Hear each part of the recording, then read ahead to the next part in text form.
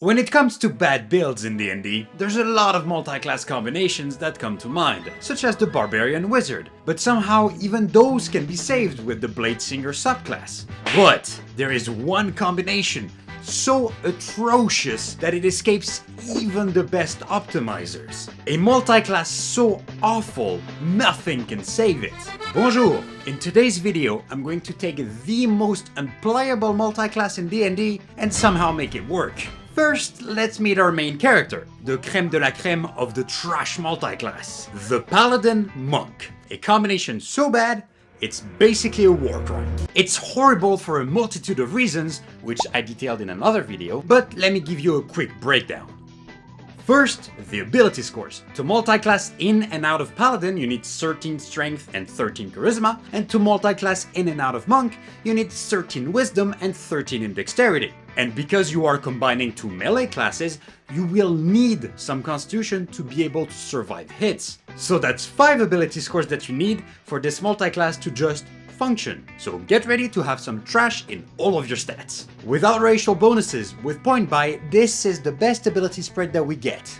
If you've played D&D before, you know what this means. At best, you have an average bonus to hit with your attacks, and at worst, bad AC, bad HP, and get ready to fail all ability checks that you will try to do. So your core features like your Monk's Stunning Strike will stun no one, and your Paladin's Aura of Protection will protect no one. So that's the best feature from each class gone. This is off to a rough start. Second, the anti-synergy. Paladins are half-casters, monks are no-casters, which means that every level that you take in Monk delays your already slow spell progression, so you can kiss goodbye to your Divine Smites. Anything! And it's worse because the reverse is also true. Every Paladin level that you take delays your key points progression, which is crucial for your Monk.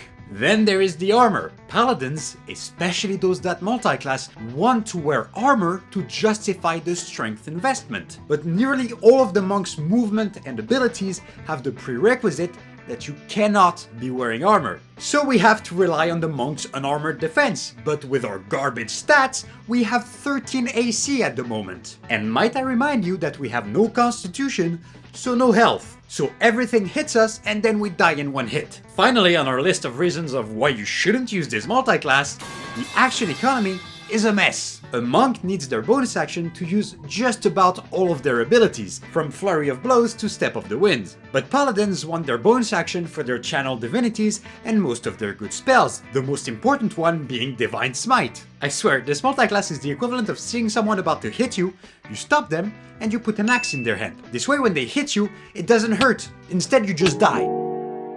So how on earth are we going to make a build out of this atrocity? Especially because I'm starting a new campaign, and I promised my DM that I would be playing this. Well, let me show you how. I don't intend to cheese it by taking 19 levels in one class, and then at level 20 taking the other class, although that would be bad enough. No, we're raw dogging this. One level in each class from the beginning. So I need a hero. Someone to save me out of this horrible combination. And this hero is, well, unexpected. It's the like and subscribe button. No, I'm just kidding, but if you could click those, that would really help, because those videos take a long time to make. No, our hero is the lizardfolk race. With the backward compatibility of D&D 2024, this makes it the only race, and I mean it, the only one, that can make this multi-class work. Editor, please put the stat array back in. As you can see, our stats are still garbage, but let me explain why we're not completely doomed. First, the lizardfolk has a trait called Natural Armor, which, despite the name, is not actually armor. Instead, when we are butt naked, which we have to be because of Monk, our AC is 13 plus Dex, so 16, which is much better than what we had before. Secondly, their fangs count as unarmed strikes. Keep that in mind as it will come in handy later. Now let's get cracking with the build. First level, Paladin. We get Lay on Hands, giving us a bit of additional healing, which is extremely useful combined with the jaw attack from our lizard, which also grants us temporary hit points. An important bonus considering our below average health. But the most important thing we get here is proficiency with all weapons and weapon masteries. Our dexterity is the only decent stat that we have, so we're going to double down on it as much as we can. We're going to grab 2 scimitars and make use of 2-weapon fighting. Normally, it would be 1 action to attack and then a bonus action to attack again. But with the Nick Weapon Mastery, we can make both those attacks as a single action. This frees up our bonus action for our 2 Paladin spells. Now, forget about taking any spells which requires a DC, because we have a spell save DC of, drumroll please, 11. Even my dead grandpa would succeed on those saves. Back in my days! We need raw power. So grab Divine Favor and Divine Smite. Divine Favor is the holy grail that makes this entire build work. But more on that in the next level. And Divine Smite is a great way to take advantage of that random lucky crit that you get each now and then, especially considering that we attack twice as often as a normal character. So next, as promised, first level in Monk. And the nightmare begins. We can forget about ever wearing armor again, but in exchange we get faster movement, and every turn we get a free bonus action unarmed strike. Remember how I said the lizardfolk is going to be our hero? He's even a superhero if we use Volo's Guide to Monster, and if we use Monsters of the Multiverse, he's a regular good solid hero. In Volo's Guide, the jaw attack of the race is considered both an unarmed strike and a natural weapon. The word weapon is very important, because Divine Favor is a spell that allows us to add 1d4 radiant damage to any weapon attack that we make. But it specifically fails to mention unarmed strikes, unlike Divine Smite, which specifically works for both. This means that we can't use this spell with our bonus action unarmed strike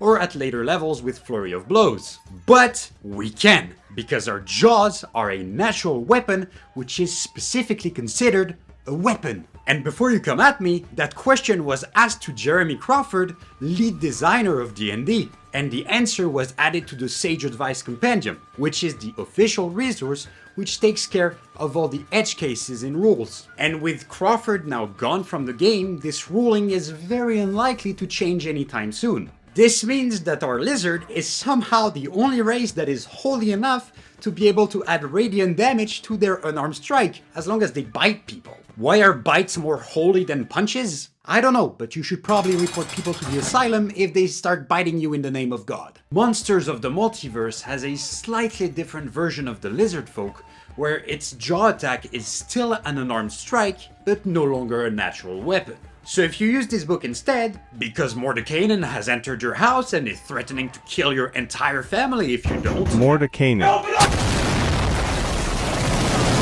Don't worry, you can still make the same build, you just don't put the damage of Divine Favor on your unarmed strikes. That being said, if you absolutely want that damage, you can use the Leonine race instead. It will just cost you some AC, and let's be honest, you're gonna get called a furry. As for the rest of the video, I'll be discussing the build that I used in my campaign with MonkeyDM, and I'm using Volo's Guide. But regardless of the book you choose, it means that this horror of a multiclass is somehow getting some of the best damage possible at this level, as we get 2 attacks with an action thanks to the Nick Mastery, and with a bonus action we can bite to make another attack, which is incredible! But it doesn't stop there. Monk level 2 brings key points / focus points into the game.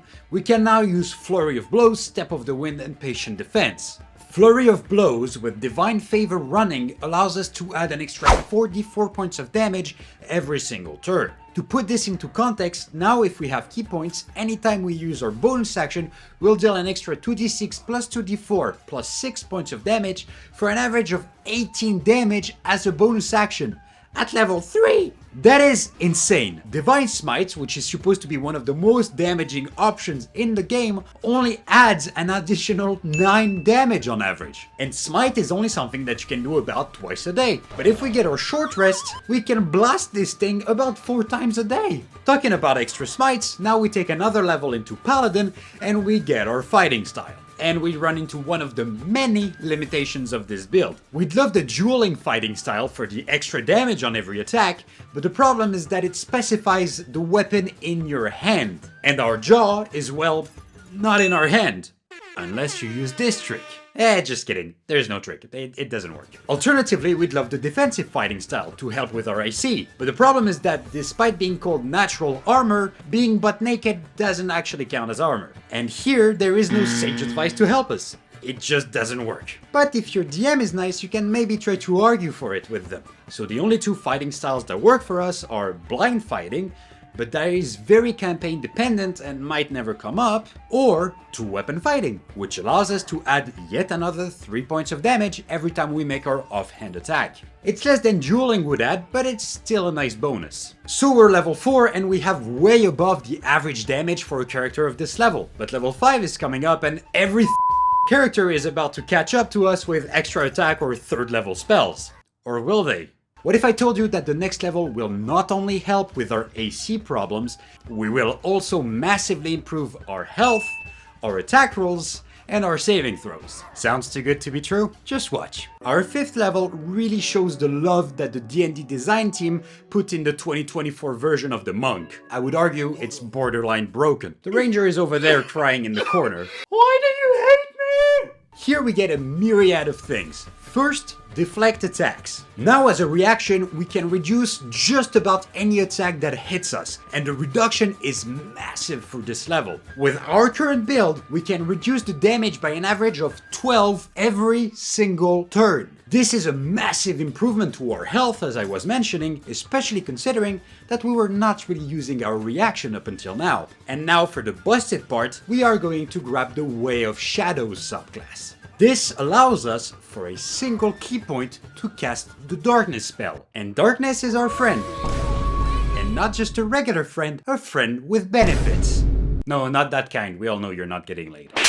Not only can we see through the darkness, we can also move it up to 60 feet at the start of every single one of our turns at the cost of no action. That is insane. But Evan, how does it help us with our attacks and our AC like you said? Well, most creatures cannot see through the darkness, meaning that they are blinded. So not only do enemies get disadvantage on all attack rolls against us, which is roughly the equivalent of adding 3.5 to our AC, it also gives us advantage on all of our attack rolls, and we make a lot of those. And because most spells require a line of sight to be able to target you, this means that we effectively don't need to succeed on saves because we're never affected by them. So this is how combat looks for us. Turn 1 is the setup. We cast Darkness with our action, and with our bonus action we cast Divine Favor, which doesn't require concentration. I love the flavor of this, by the way. Imagine you're the enemy. You're about to enter combat with someone when all of a sudden, all the lights go out and you just start to hear religious chants. I'd be shitting myself.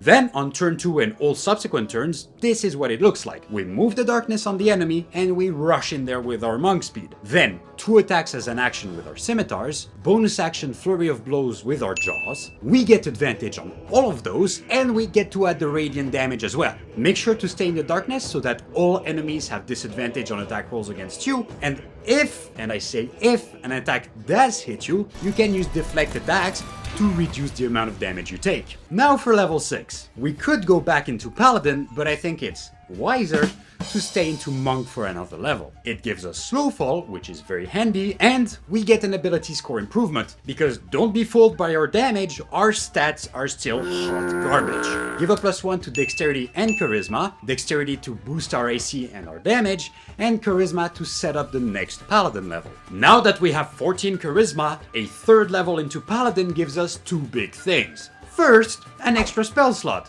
which we can use on Divine Favor to pummel our enemies to dust even more. We need concentration for darkness, so we cannot really afford any other spells which requires concentration. And our secondary stats are garbage, so any spell which requires a DC is out of the question. Although, as you can see, in making this multiclass work, we're becoming kind of a one-trick pony. Now granted, the trick is slaughtering our enemies into oblivion, so it's a pretty good trick, but still. Anyway, the second thing we get at this level is our subclass, and we're gonna grab the Oath of Devotion. It gives us access to the Channel Divinity Sacred Weapon, which just requires an attack roll to trigger, not even a bonus action or an action. Surely with such a short activation, it's worthless. Oh, quite the opposite, really.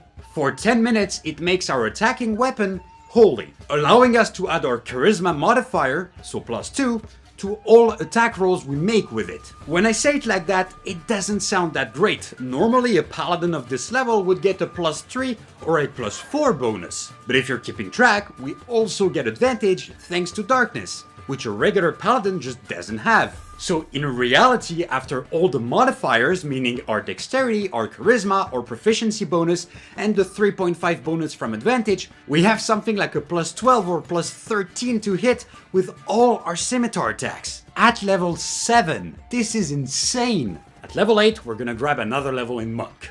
This is the final level that I will explain into detail, and you'll see why in a second. Here we get Stunning Strike, but with a stunning DC of 12, yeah, we're not gonna use it much. No, here what we get is a big bump in damage. Not only do our unarmed strike go from 1d6 to 1d8, we also get extra attack. This means that we can pound 5 attacks per turn at level 8 every single turn. 2 with the attack action, 1 more from Nick, and 2 with Flurry of Blows as a bonus action. So now when we use our Channel Divinity Sacred Weapon, we'll actually want to put it on our fangs because they deal more damage than the scimitars and we can make more attacks with them. The 2 attacks from Flurry of Blows and 1 of the attacks from our action. This way we make 3 fangs attack and 2 scimitar attacks. And 3 is better than 2. This is the great quality content that you came on this channel for. So here's a breakdown of how combat looks for us. Turn 1, Darkness, Divine Favor. Turn 2, charge in, attack with our fangs, use the Channel Divinity as part of the attack, then make our 2 scimitars attack, then bonus action, Flurry of Blows. Turn 3, see turn 2, and so on.